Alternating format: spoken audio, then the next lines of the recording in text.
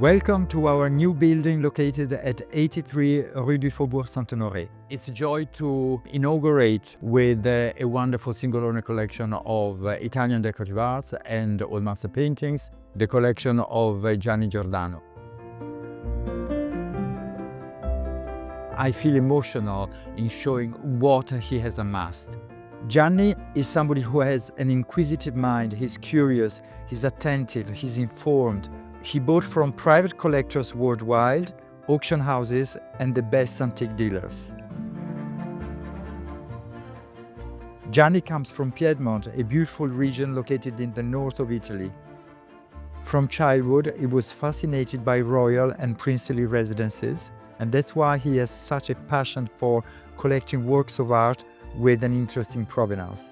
Each object has a story to tell. I would like to start maybe showing some of the works of art we have assembled in the Tribuna. This is the top lot of the cell. This is a stunning hard stone panel made in Florence around 1764, and it was commissioned by the Habsburg-Lorraine family, which at the time, of course, were the Grand Duke of Tuscany. These panels are really extraordinary and rarely come on the market.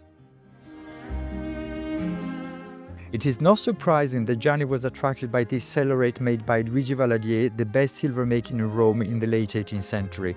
This is part of a table set which is still in the British Royal collections. It is a silver casket which was made to contain wine bottle, and of course it makes sense since Gianni's business was in wine. Another work of art is this phenomenal micromosaic which is signed by Cesare Aguati, who is one of the most famous mosaicists in Rome in the second half of the 18th century.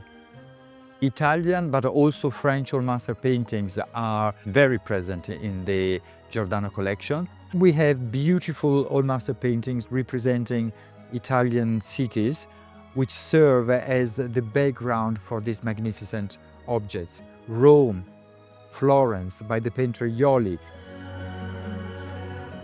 This set of Sicilian chairs is stunning. They come from Palazzo Palagonia in Bagheria near Palermo, and they were made out of giltwood and reverse painted glass. Amazing.